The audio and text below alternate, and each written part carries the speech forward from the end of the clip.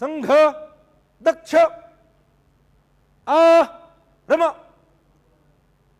अग्रे सर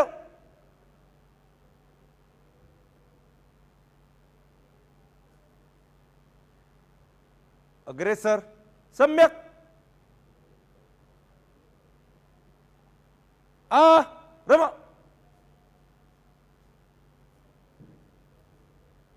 संघ संपत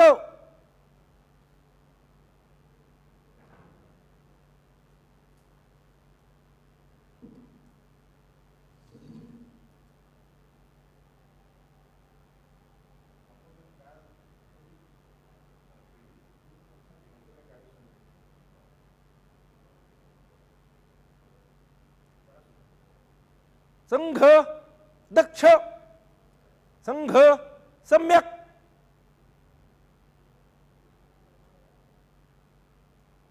अग्रेसर अर्ध वृतक संघ आरम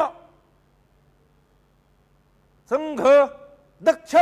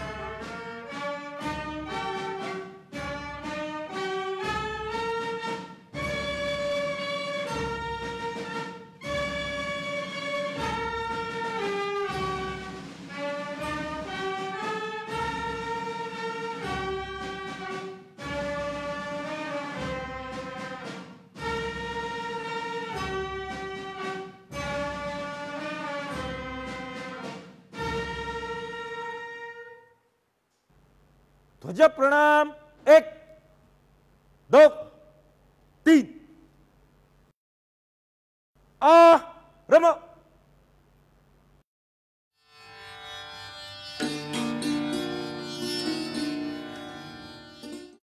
माननीय प्रांत संघ चालक जी तथा मंचासीन अधिकारी ध्वज का पूजन करेंगे, ऐसी मैं उनसे प्रार्थना करता हूं। संघ दक्ष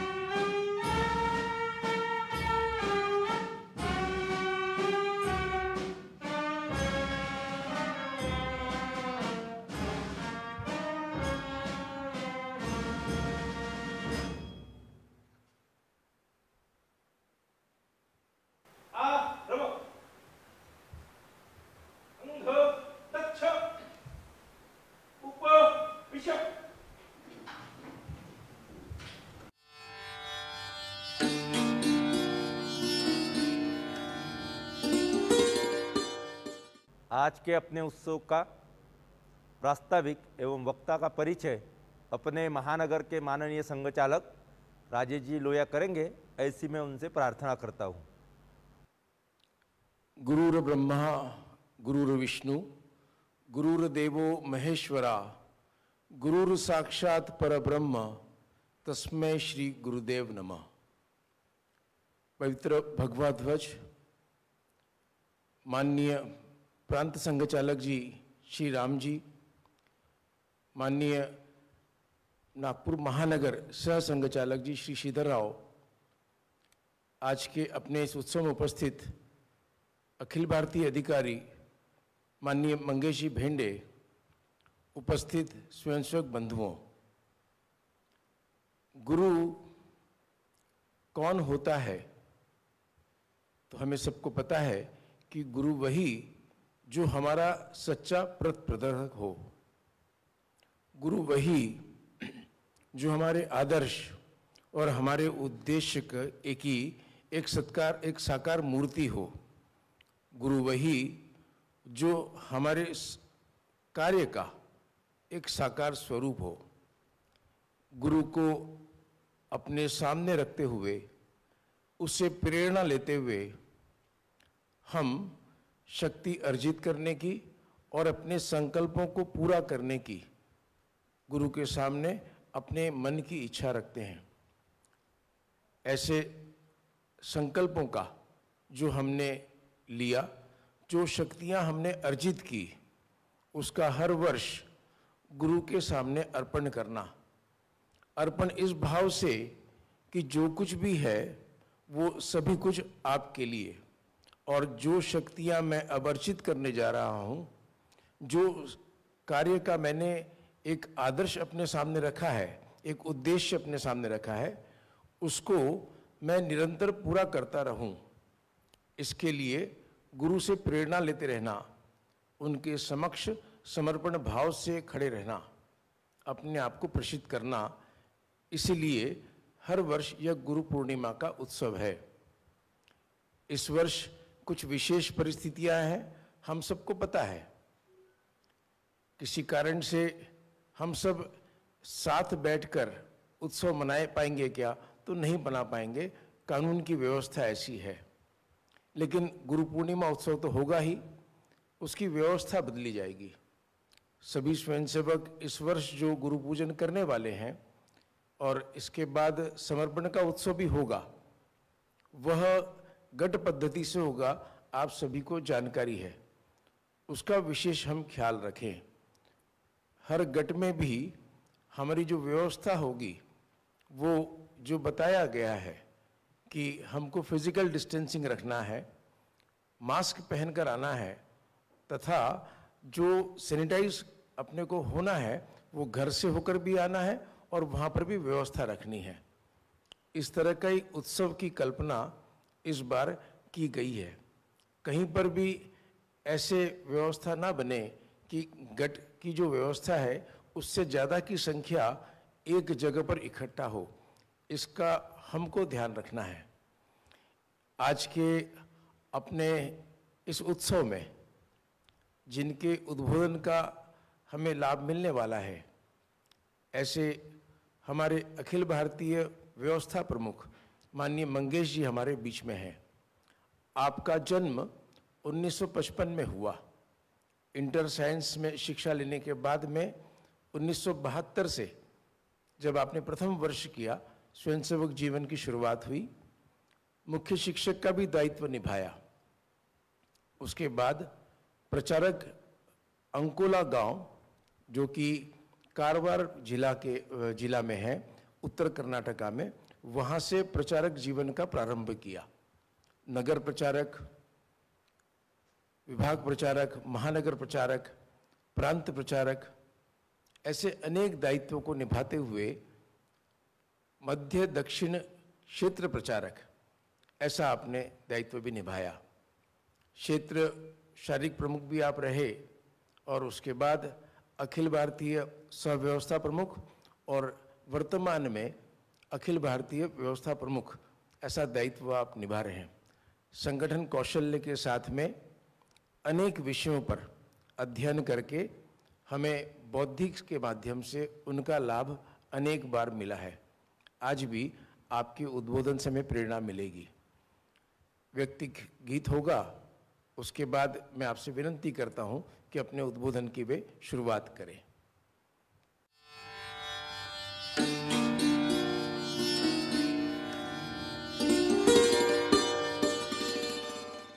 हिंदू अस्मिता के प्रतीक इस भगवा ध्वज की जय हो। पुण्य प्रसू शाश्वत पवित्र इस भगवा ध्वज की जय हो। भगवा ध्वज की जय हो। हिंदू अस्मिता के प्रतीक इस भगवा ध्वज की जय हो। पुण्य प्रसू शाश्वत पवित्र इस भगवा ध्वज की जय हो। भगवा ध्वज की जय हो। हिंदू अस्मिता के प्रतीक युग युग से इससे सीखा है त्याग और बलिदान। युग युग से इससे सीखा है त्याग और बलिदान। सारी संस्कृति स्नेह सिक्त हो ऐसा सुरभित ज्ञान। मानवता के परम मित्र इस भगवा ध्वज की जय हो। भगवा ध्वज की जय हो। हिंदू अस्मिता के प्रतीक इस भगवा ध्वज की जय हो। हिंदू अस्मिता के प्रतीक जन सेवा निष्काम यज्ञ की सत्प्रेरणा दिलाता। जन सेवा निष्काम यज्ञ की सत्प्रेरणा दिलाता। शुद्ध बुद्ध स्वातंत्र शिखर पर चढ़ना हमें सिखाता। चक्रवर्ती का दिन चरित्र इस भगवा ध्वज की जय हो। भगवा ध्वज की जय हो। हिंदू अस्मिता के प्रतीक इस भगवा ध्वज की जय हो। हिंदू अस्मिता के प्रतीक धर्म इसी का मानदंड है। भगवा इसकी काया। धर्म इसी का मानदंड है। भगवा इसकी काया। द्वैताद्वैत दर्शनों की है शिक्षा लेकर आया। सौरभ देता अत्र तत्र इस भगवा ध्वज की जय हो। भगवा ध्वज की जय हो। हिंदू अस्मिता के प्रतीक इस भगवा ध्वज की जय हो। पुण्य प्रसू शाश्वत पवित्र इस भगवा ध्वज की जय हो। भगवा ध्वज की जय हो। भगवा ध्वज की जय हो।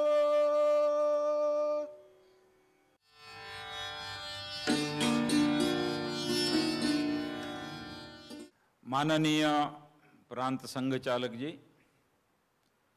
माननीय महानगर संघ चालक तथा महानगर सह संघ चालक जी, उपस्थित अन्य अधिकारीगण तथा आत्मीय स्वयंसेवक बंधु, प्रास्ताविक में माननीय संघ चालक जी ने गुरु की महत्ता क्या है हमारे सामने रखा है। हमारे परंपरा में जो हमारे लिए उपकार करता है उन्हें कृतज्ञता से स्मरण करना, ये अपनी संस्कृति की एक विशेषता रही है। इसलिए आज आषाढ़ पूर्णिमा के दिन हम गुरु पूर्णिमा के नाम से इसको पुकारते हैं, व्यास पूर्णिमा के नाम से पुकारते हैं। उतना ही नहीं, आज के दिन को हम ऋषि तर्पण दिन भी कहते हैं। यानी हम जिस संस्कृति में जन्मे हैं, ऐसे एक श्रेष्ठ संस्कृति को जिन्होंने विकसित किया,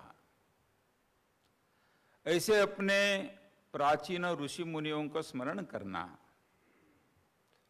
इसलिए आज ऋषि तर्पण दिन के नाम से हम उनका स्मरण करते हैं।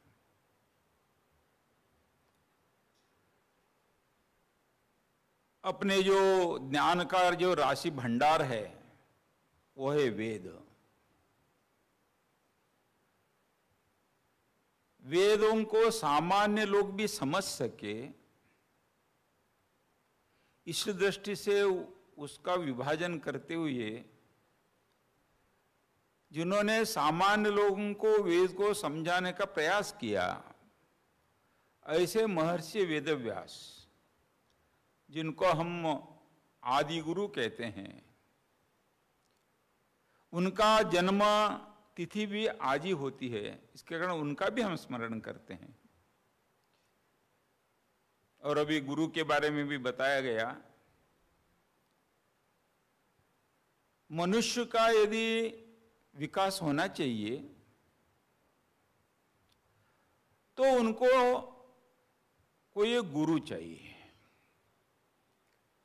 कहते हैं कि मनुष्य और पशु में कुछ अंतर नहीं है। एक सुभाषित है, आहार निद्रा भयमैथुनंच सामान्य में तत् पशुभिर नराणाम। पशु और मनुष्य में क्या अंतर है? बोलते कुछ भी अंतर नहीं है। पशु को भी भूख लगती है, मनुष्य को भी भूख लगती है, दोनों खाते हैं। पशु को भी नींद आती है, मनुष्य को भी नींद आती है, दोनों सोते हैं। पशु को भी भय है, मनुष्य को भी भय है, डरते हैं। पशु भी संतान उत्पत्ति करता है, मनुष्य भी संतान उत्पत्ति करता है। अंतर क्या है? आगे चलकर कहा गया है, धर्मो ही तेषाम अधिको विशेषो धर्मेण ही न पशु भी समाना। लेकिन मनुष्य को एक चीज भगवान ने दिया है, वो यानी विवेक। जब विवेक जगता है, वो पशु से मनुष्य बन जाता है, आगे चलकर वो भगवान भी बन जाता है। इसलिए हमारे यहां कहा गया, नर करनी करे तो नर का नारायण बन जाए। इसलिए अपने यहां ये प्रयास चला कि पशुत्व से मनुष्यत्व में लाना और मनुष्यत्व से दैवत्व को ले जाना। इसलिए उनके जो विवेक जगाने की बात है, वो करने वाला उनको गुरु कहा गया। इसलिए हमारे यहां गुरु को बहुत महत्व दिया है। और ये परंपरा अपने देश की विशेषता रही है, गुरु और शिष्य की परंपरा। कहा जाता है कि जिसका जीवन का पूरा यानी ये होना चाहिए, तो किसी गुरु के पास जाना ही पड़ेगा। गुरु के बिना किसी का विकास नहीं होता है। हम पुराण में देखते हैं कि श्री कृष्ण परमात्मा, जिनको परमात्मा कहा गया, श्री कृष्ण परमात्मा को भी सांदीपनी आश्रम में जाकर शिक्षा पानी पड़ी, तभी श्री कृष्ण को पूर्णत्व आ गया। इसलिए हमारे यहां गुरु को बहुत महत्व दिया है।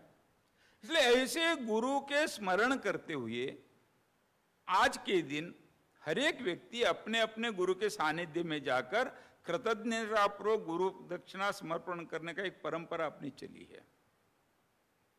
आज भी हम यहां गुरु पूजा के लिए एकत्र आए हैं।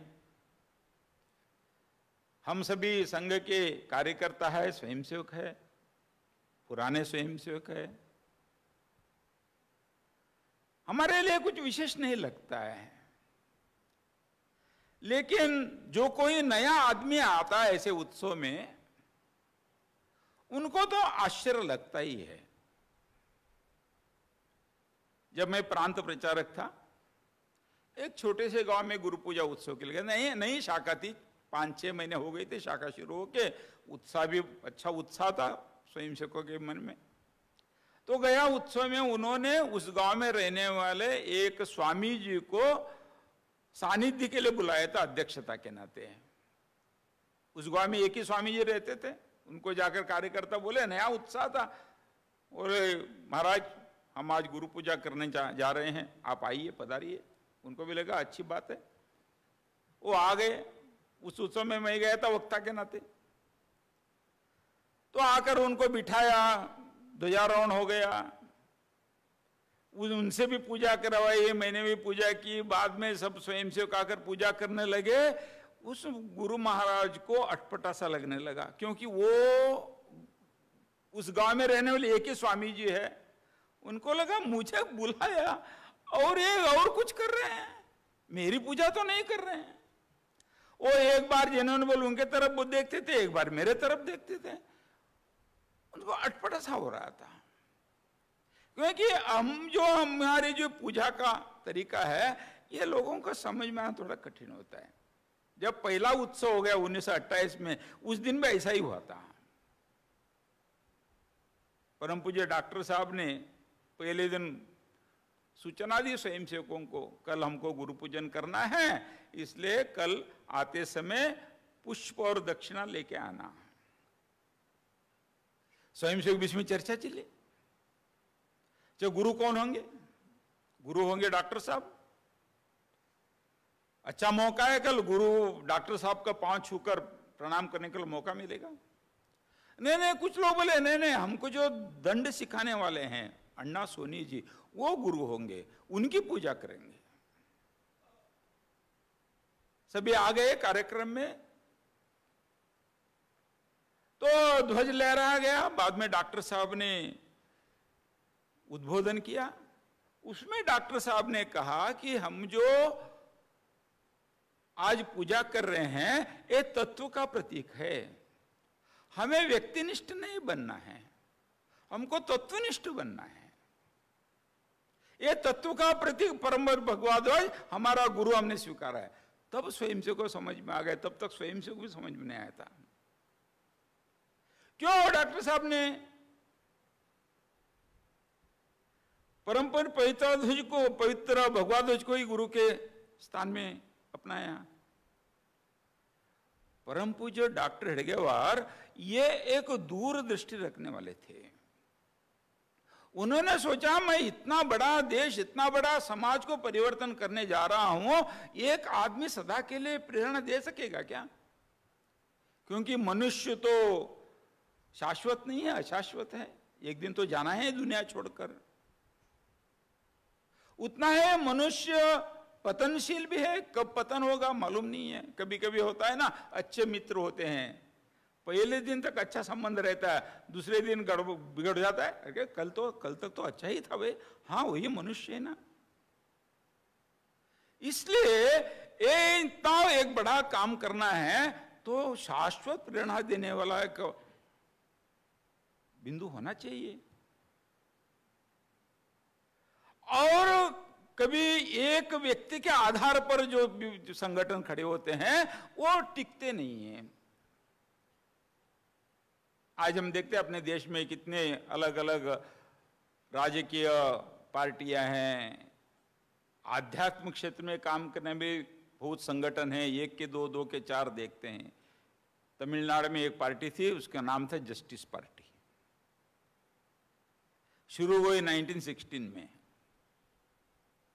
वो जस्टिस पार्टी कुछ दिन चली, उसी में फूट आ गई, कुछ लोग बाहर निकले और डीके हो गया, द्रविड़ कड़गम, यानी जस्टिस पार्टी द्रविड़ कड़गम। कुछ दिन द्रविड़ कड़गम चली, उसमें भी फूट आ गई, डीएमके हो गई, द्रविड़ मुन्नेत्र कड़गम। कुछ द्रविड़ मुन्नेत्र कड़गम चल गए, चला। उसके बाद कुछ दिन के बाद डीएमके का एडीएमके, अन्ना द्रविड़ मुन्नेत्र कड़गम, कुछ दिन वो चला। उसके बाद एआईडीएमके हो गया, अन्ना ऑल इंडिया द्रविड़ मुन्नेत्र कड़गम। उसके बाद क्या हो गया, एआईडीएमके हो गया, अन्ना ऑल इंडिया द्रविड़ मुन्नेत्र कड़गम। कितने हो गए, 7-8 पार्टी हो गई। तो इसलिए डॉक्टर साहब ने सोचा कि व्यक्ति केंद्रित नहीं होना चाहिए।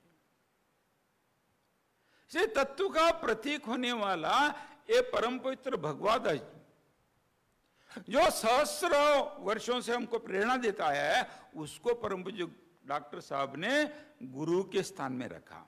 वैसा देखा जाए डॉक्टर साहब खुद गुरु हो सकते थे, लेकिन डॉक्टर साहब ने वैसा नहीं किया।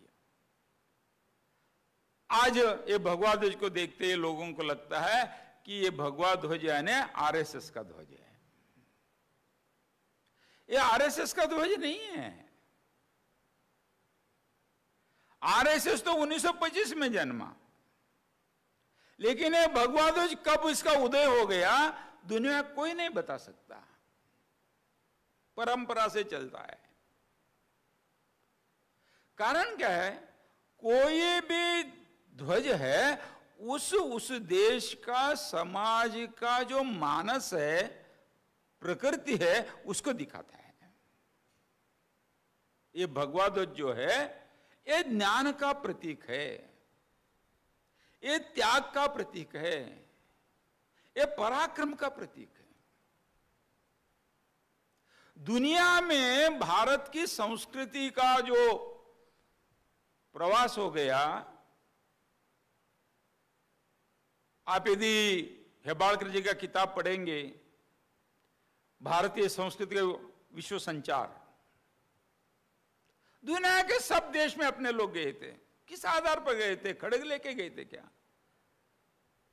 ज्ञान लेके गए थे। इसलिए अपने पूर्वज ने कहा, एतद् देश प्रसूत से सकाशादग्रजन मनः स्वम सम चरित्रम शिक्षरम पृथ्वी सर्व मानव। दुनिया को पुकारा, आइए हमारे यहाँ आइए, ज्ञान प्राप्त करने के लिए आइए। ज्ञान देने का समाज ये था। यह समाज त्याग को महत्व देने वाला समाज था। अपने यदि हम इतिहास पढ़ते हैं, हमने यहां राज महाराजाओं का पूजा नहीं की, भोग की पूजा नहीं की, हमने यहां त्याग की पूजा की है, सन्यासियों की पूजा की है। हम रामायण महाभारत भी हम लोगों ने टीवी में देखा होगा, उसमें जब देखते कोई संत सन्यासी आते हैं तो महाराज वे खड़े होते थे। कारण क्या है? त्याग को हमने महत्व दिया था। अपने देश के ऊपर इतने आक्रमण हो गए, इतने आक्रमण हो गए, वो सब आक्रमणों को परास्त करते हुए आज भी ये समाज जिंदा रहा। कारण क्या है? हम लोग पराक्रमी थे, इसी ध्वज के तले पराक्रम दिखाया। ऐसे ये ज्ञान का, त्याग का, पराक्रम का प्रतीक परम पवित्र भगवा ध्वज परम पूज्य डॉक्टर साहब ने गुरु के नाते अपनाया। हमारे यहां त्याग को हमने बहुत महत्व दिया था। पैसे के बारे में देखने की दृष्टि कैसी होनी चाहिए? मात्रो परदारेशु परद्रव्येशु लोष्टवत। दूसरों का पैसा वो कचरे का समान है। एक वो ब्यूटीफुल ट्री किताब में एक घटना आती है, देखने का दृष्टिकोण कैसा था। एक बार एक पति पत्नी जा रहे थे, आज जैसे पति पत्नी साथ में नहीं जाते थे, पति पत्नी जाते, पति सामने रहते थे और पत्नी पीछे पीछे जाती थी, अंतर रहता था बीच में, पैदल जाना पड़ता था। पैदल जा रहे थे, एक मोड़ आ गया, पति आगे थे, पत्नी पीछे थी, तो वहां एक सोने का ढेर पड़ा था, सोने के सिक्कों का ढेर पड़ा था। पति ने देखा, अरे मेरे पीछे पत्नी आ रही है, महिलाओं को तो सोने के बारे में मोह रहता है, यदि मेरी पत्नी देखेगी तो उसको लेने की इच्छा हो गई तो उन्होंने उसके ऊपर मिट्टी डाली। उतने में पत्नी आ गई, वो बोली पति को, महाराज आप क्या कर रहे हो? बोले नहीं, यहां सोने का ढेर पड़ा था, तो आप देखेंगे तो आपको लेने की इच्छा होगी, लेकिन पराया धन है, वो लेना नहीं चाहिए, इसलिए आपके यदि इच्छा हो जाएगी तो ठीक नहीं रहेगा, इसलिए मैंने उसको मिट्टी डाली। तब वो उनकी पत्नी बोलते, अच्छा, पीली मिट्टी पर मिट्टी डाली? उनके मन में ये जो सोना है वो पीली मिट्टी है, ये अपनी संस्कृति रही है। हमारे एक मित्र आज भी प्रचारक है, उन्होंने एमएससी में वो डिस्टिंक्शन आ गया, रिजल्ट आने के बाद अपने head of the department professor के पास गया और कहा वैसा मेरा डिस्टिंक्शन आया है, प्रणाम करने आया। तो उन्होंने पूछा आगे क्या करने वाले हो?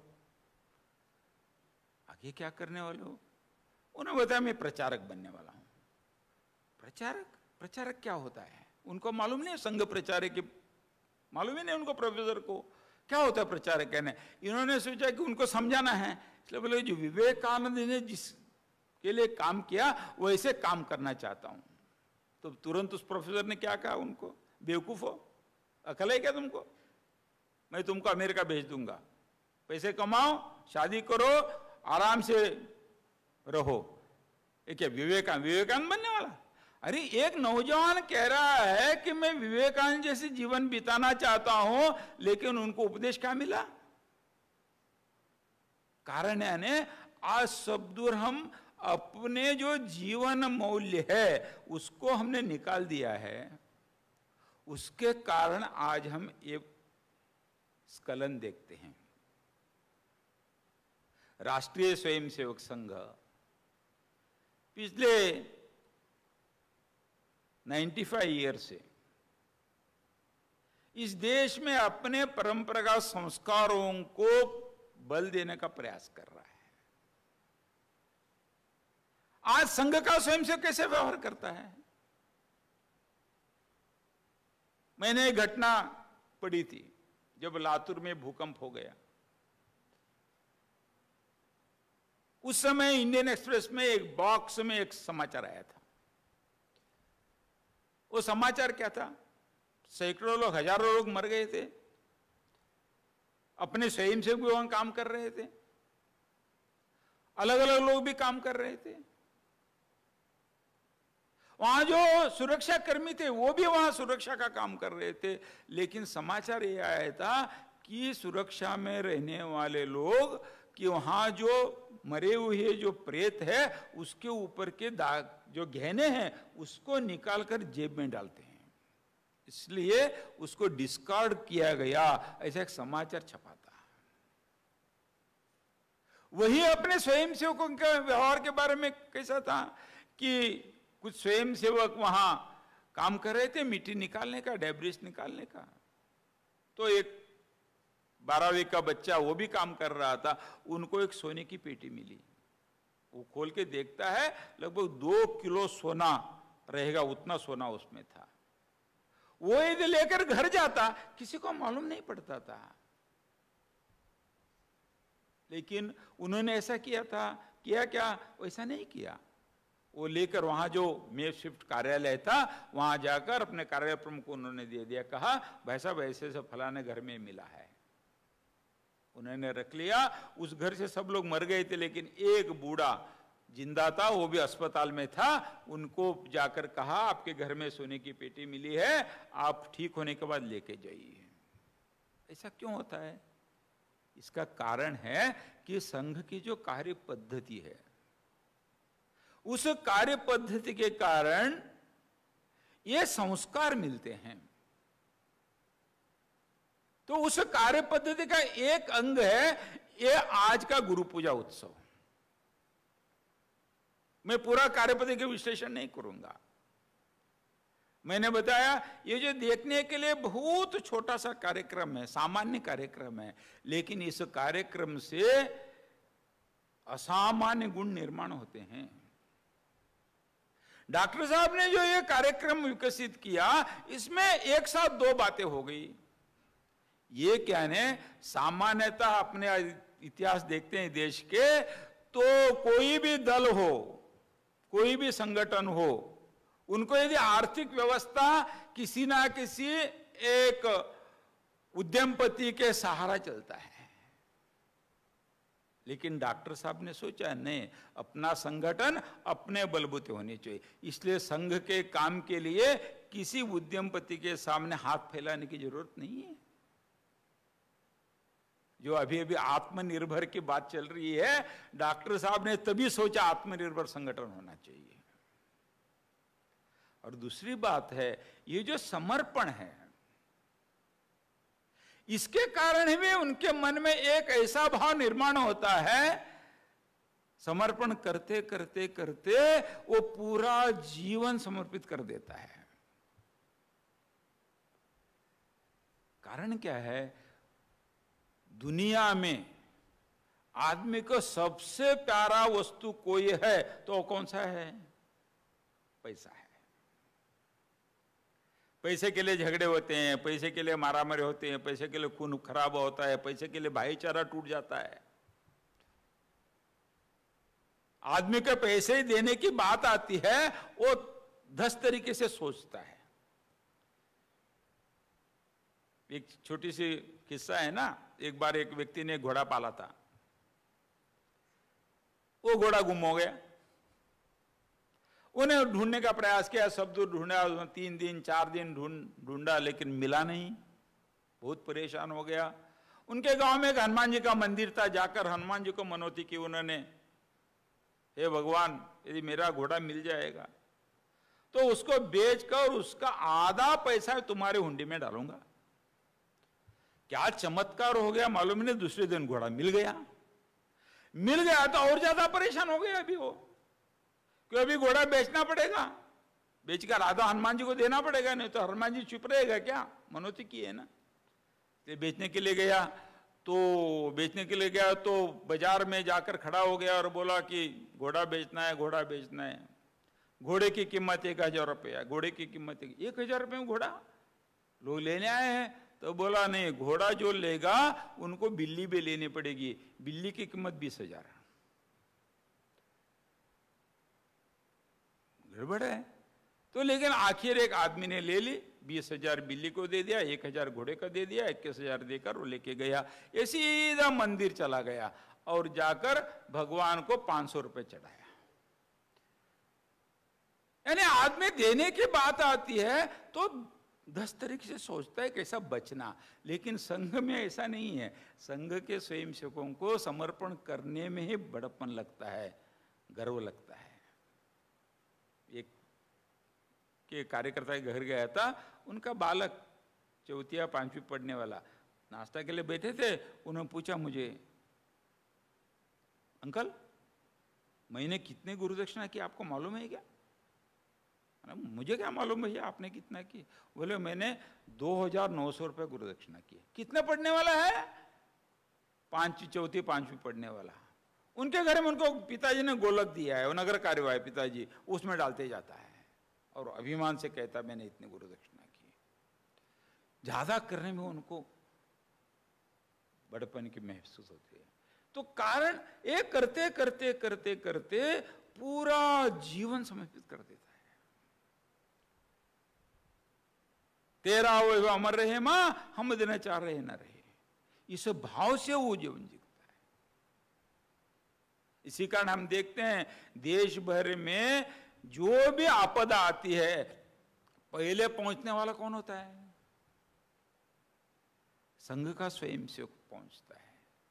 अभी अभी ये कोरोना का महामारी के संदर्भ में भी जो संघ के स्वयंसेवक ने सेवा कार्य किया उसकी तुलना हम कभी भी नहीं कर सकते।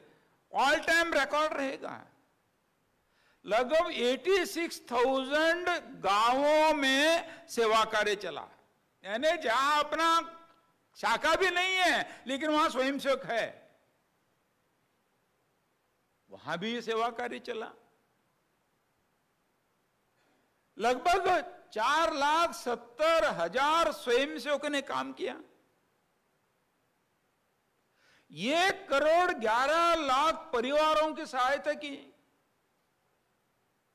लगभग 7,12,00,000 लोगों को भोजन खिलाया। इससे अलावा और बहुत से काम अपने स्वयंसेवकों ने की है। सिर्फ अपने देश में नहीं है, दुनिया के जिस देश में अपने स्वयंसेवक है सब दूर सेवा कार्य अपने लोगों ने किया है और इस समाज को आत्मस्थैर्य बढ़ाने का प्रयास किया है। एक तरफ ये हम देखते हैं कि संघ ये प्रयास कर रहा है समाज में समाज बोध निर्माण करना, अपनत्व का भाव निर्माण करना, लेकिन और एक तरफ से प्रयास चलता है कि समाज को तोड़ने का। वो भी प्रयास देखते हैं कि समाज को कैसे, देश को डिमोरलाइज कैसे करना। देश के बड़े बड़े नेता, मैं नाम नहीं लूंगा, जरूरत भी नहीं है, लेकिन आज कैसे बोल रहे आप भी देखते हैं। एक तरफ चाइना आक्रमण कर रहा है, अपने समाज को दुर्बल करने का प्रयास चल रहा है। अभी ये कोरोना का, इसके कारण जो देश भर में जो परिस्थिति निर्माण हुई उसका दुर्लाभ लेकर समाज को कमजोर करने का प्रयास चल रहे हैं। एक तरफ समाज को निर्माण करना, राष्ट्र को खड़ा करना, दुनिया में एक सर्वश्रेष्ठ राष्ट्र के रूप में खड़ा करने का प्रयास, एक तरफ इस देश को तोड़ने का प्रयास। इसलिए आज हमारी सबकी जिम्मेदारी ये होती है,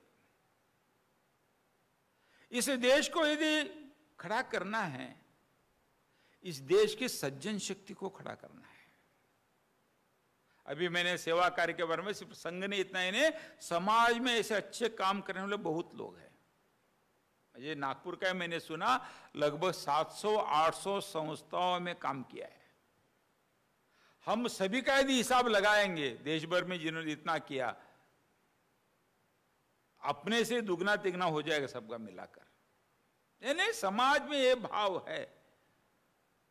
तो इसलिए आज सज्जन शक्ति को भी जागरण करना, सबको एकत्र जोड़ने का प्रयास करना, सब में समाज बोध निर्माण करते हुए राष्ट्रभाव जागरण करने का प्रयास करने की जरूरत है। तो इसलिए आज हमने पूजा की है, हमने आज त्याग की पूजा की है। हमारे यहां कहा जाता है शिवो भूत्वा शिवम जेत, शिव की पूजा करने हैं तो शिव बनकर पूजा करो। आज हमने त्याग की पूजा की है, हमको त्यागी बनकर पूजा करनी होगी। क्या त्याग करना पड़ेगा? हमने तो दक्षिणा से पूजा करते ही हैं, ये तो सांकेतिक है। इसके साथ हमको ये करना पड़ेगा कि समाज जागरण के लिए आज की आवश्यकता है समय देने की। बोलते हैं टाइम इज मनी, समय बहुत मूल्यवान है और समय देने की जरूरत है। आज हम चाहते हैं समाज में जितने भी विघटनकारी ताकतें काम कर रहे हैं उसको हमको पीछे करके हमको आगे बढ़ना है, तो अपनी ताकत बढ़ानी पड़ेगी। अपनी ताकत बढ़ानी पड़ेगी तो अपने पास जो कुछ है वो हमको देना पड़ेगा। हमारे यहां कहा गया कायेन वाचा मनसेन्द्रिय वा बुद्ध्यात्मा वा प्रकृति स्वभाव, करोमि यद्य सकल परस्मै नारायणाय समर्पयामि। मेरे पास जो कुछ है सब मैं समर्पण करूंगा। भगवान ने मुझे ज्ञान दिया है, उसका उपयोग मैं समाज के लिए करूंगा। भगवान ने मुझे बुद्धि दी है, उसका उपयोग मैं समाज के लिए करूंगा। भगवान ने मेरे पास मुझे पैसा दिया है, उसका उपयोग मैं समाज के लिए करूंगा। लेकिन ये सब करते समय ज्यादा कम हो सकता है, क्योंकि भगवान ने सबको समान नहीं दिया है। लेकिन भगवान ने एक तो सबके लिए समान दिया है, वो है ना समय। सबको 24 घंटा दिया है, इसमें ज्यादा कम नहीं किया भगवान ने। उस 24 घंटे में से हम रोज इसके लिए कितना समय दे सकते हैं, ऐसे समय देने के लिए कितने लोगों को लगा सकते हैं, उसके ऊपर आगे चलकर इस देश में हम जो चाहते हैं वो हम खड़ा कर सकेंगे। इसलिए हमारे यहां कहा गया, हमने इस समाज से जितना लिया है उससे ज्यादा समाज के लिए देना चाहिए। जीवने यावदादानम स्यात् प्रदानम ततोधिकम। ये जो अपना समाज है ये शाश्वत समाज है, हम अशाश्वत है। सामान्यतः हमारे परंपरा में हम जब कभी नदी स्नान के लिए जाते हैं, नदी में स्नान करने के बाद हम अर्घ्य छोड़ते हैं। इसके संकल्पना क्या हुई होगी? एक कवि ने कहा है, मैन में कम मैन में गो आई विल फ्लो एवर। नदी कहती है कि मनुष्य आएगा मनुष्य जाएगा, मैं निरंतर बहती रहूंगी। नदी जैसी बहती है ऐसा ही समाज है, समाज भी बहता है। हम आने से पहले इस समाज चल रहा था, हम जाएंगे उसके बाद ये समाज रहने वाला ही है। ये समाज शाश्वत है, मैं अशाश्वत हूं। नदी में बहने वाला पानी वो अशाश्वत है, लेकिन नदी शाश्वत है। इसलिए संकेत क्या है? वो जो एक अंजुली पानी उठाता है, इस पानी में इसके लिए समर्पित हो जाऊंगा। ऐसा ही हम इस समाज में हैं, मैं इस समाज के लिए समर्पित हो जाऊंगा। इस भाव से हम यदि पूजा करेंगे तो हम जो चाहते हैं वैसा समाज को हम निर्माण कर सकेंगे। इसलिए आज इस संदर्भ में हम गुरु पूजन के निमित्त यहाँ एकत्र आए हैं। हम त्याग की पूजा करने के लिए समर्पण के भाव से आए हैं।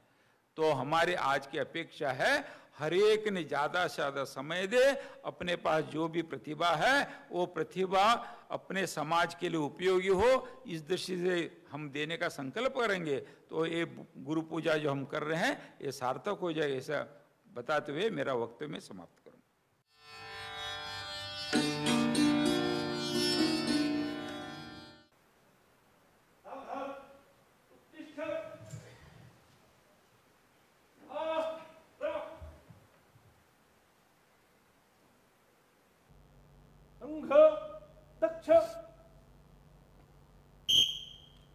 नमस्ते सदा वत्सले मातृभूमे,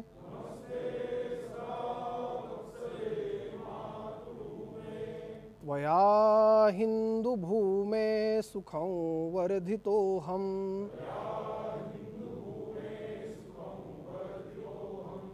महामंगले पुण्यभूमे त्वदर्थे,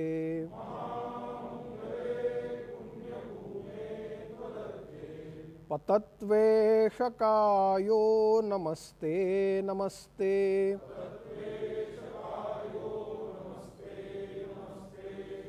प्रभो शक्तिमन् हिन्दुराष्ट्राङ्गभूता,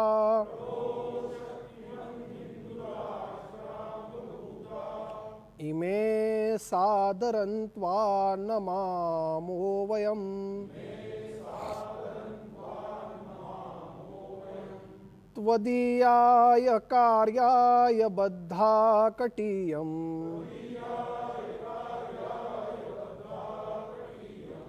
शुभामाशिषं देहि तत्पूर्तयेत्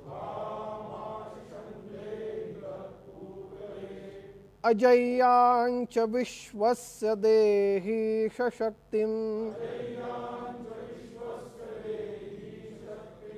सुशीलं जगद्येन नम्रं भवेत् श्रुतं चैव यत्कण्टकाकीर्णमार्गम् स्वयं स्वीकृतं न सुगङ्कारयेत्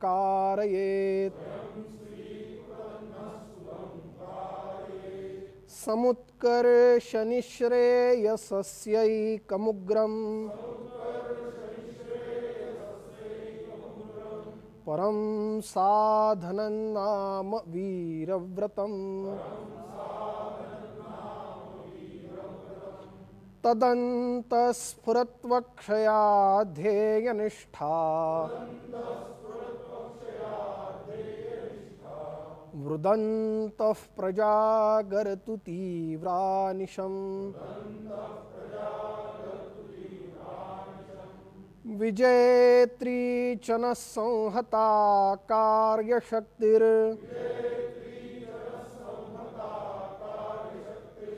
विधायास्य धर्मस्य संरक्षणम् परं वैभवन्नेतुमे तत्स्वराष्ट्रम् समर्था भवत्वाशिषा ते भृशम् भारत माता की जय। ध्वज प्रणाम 1 2 3।